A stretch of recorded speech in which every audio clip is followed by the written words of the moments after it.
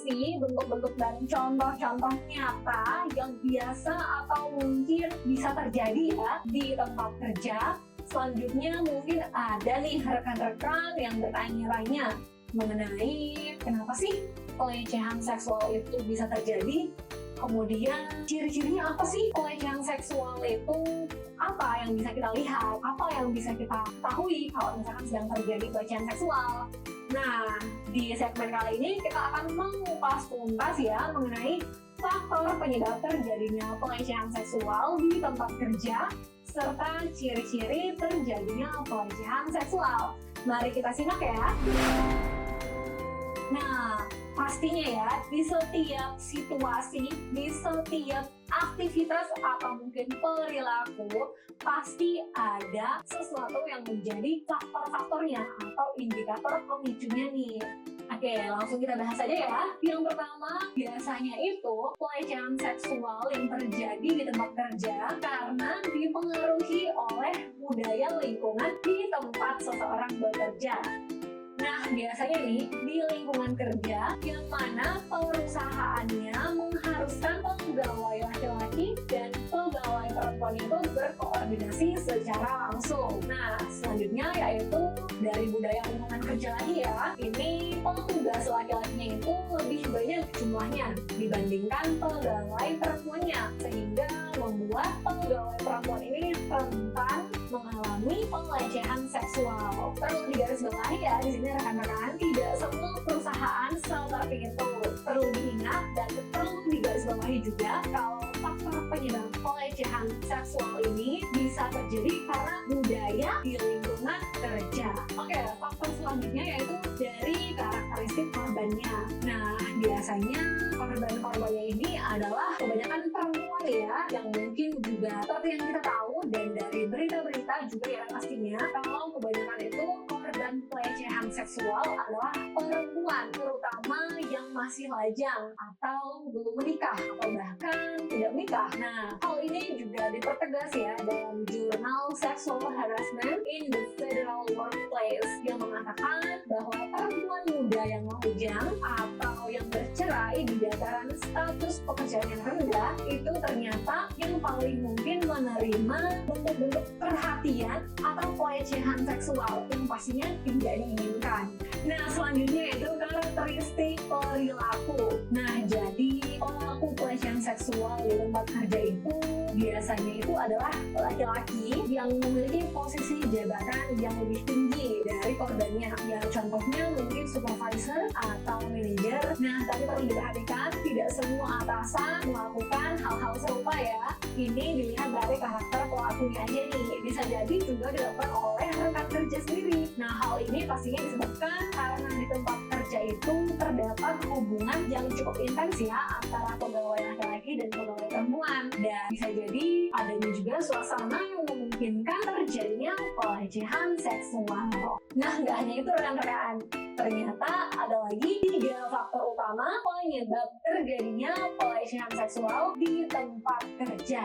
Yang pertama yaitu relasi kuasa yang dimiliki oleh atasan.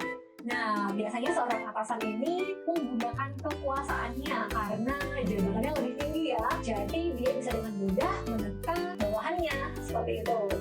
Nah, selanjutnya yaitu ketidaksetaraan gender. Seperti yang sudah dibahas di awal ya, kalau misalkan di tempat kerja itu didominasi oleh satu gender, maka gender lainnya berpotensi mengalami pelecehan seksual. Oke, selanjutnya yaitu pelaku tidak mendapatkan konsekuensi dari tindakannya. Nah, biasanya ini terjadi pada perusahaan-perusahaan yang tidak menganggap serius kekerasan seksual yang terjadi, dan juga perusahaan tersebut tidak menindak pelaku dengan tegas ya, sehingga jika hal tersebut dibiarkan pastinya tindakan pelecehan seksual di tempat tersebut akan semakin langgeng dan terus terjadi. Jadi perlu diketahui ya, kalau misalkan ada bentuk-bentuk pelecehan seksual yang terjadi di tempat kerja, rekan-rekan tidak boleh hanya diam saja. Anda harus membela rekan Anda yang menjadi korban, dan juga kita harus menegakkan keadilan di tempat kita bekerja agar kita bisa bekerja dengan lebih nyaman, seperti itu. Nah, Kemudian nih, ciri-ciri dari pelecehan seksual ini juga menjadi contoh ya, agar rekan-rekan bisa mengetahui apa sih contoh-contoh nyatanya selain pada segmen sebelumnya yang kita bahas nih. Nah, ciri-ciri pelecehan seksual yang biasanya terjadi di lingkungan kerja ya, di tempat kerja, yaitu adanya catcalling atau yang biasa dilakukan oleh senior-senior kepada junior-junior, mungkin kepada staff-staff yang baru masuk kerja, digoda nih sama senior-seniornya. Ya biasanya itu godaannya seperti simulan atau mungkin ajakan berkenalan yang tidak memiliki etika, atau juga bisa jadi langsung diajak kencan seperti itu. Nah, kemudian ciri-ciri lainnya yaitu menyentuh tubuh seseorang dengan tujuan seksual tanpa seizin orang yang terlibat. Kemudian ciri-ciri selanjutnya yaitu sering melontarkan lelucon mengenai hal-hal yang berbau seksual. Nah, yang paling ekstrimnya lagi, kalau misalkan pelaku sudah berani mengajak berhubungan intim secara langsung atau tersirat, apalagi hingga memaksa ya dengan berbagai cara. Nah, ciri-cirinya yang lain yaitu pelaku menempelkan anggota tubuhnya secara sengaja kepada tubuh korbannya. Oke, perlu diperhatikan kalau menempelkan anggota tubuh di sini adalah hal-hal yang membuat risih ya pastinya, yang tidak wajar atau mungkin bagian-bagian tubuh yang intim seperti itu. Nah, itu tadi ciri-ciri pelecehan seksual bisa aja terjadi di tempat Anda bekerja. Jadi rekan-rekan perlu memperhatikan ya, dan lebih teliti lagi, lebih waspada, jangan sampai terjadi pelecehan seksual. Kemudian bagaimana sih cara mengetahui sebuah tindakan itu sebagai pelecehan seksual di tempat kerja? Ya, di sini saya akan memberitahu kepada Anda. Yang pertama itu apabila tindakan yang kita terima atau tindakan yang diberikan itu tidak diinginkan atau tidak dapat diterima oleh lawan kita, oleh korbannya. Apabila hal itu juga bisa berdampak ya, atau berakibat menimbulkan ketersinggungan, rasa malu, atau bahkan rasa takut. Nah, itu bisa menjadi salah satu tindakan pelecehan seksual. Oke, tindakan selanjutnya yaitu apabila perbuatan tersebut memiliki efek untuk menciptakan lingkungan kerja yang mengintimidasi, yang bisa membawa keredaman perhubungan seperti permusuhan, atau bahkan menyinggung perasaan sesama rekan kerja, atau mungkin dari atasan ke bawahan maupun sebaliknya.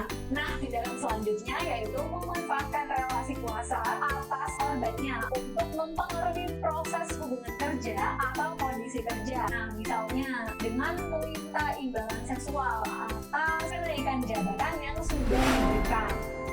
Nah, itu tadi adalah beberapa contoh dari tindakan-tindakan pelecehan seksual di tempat kerja.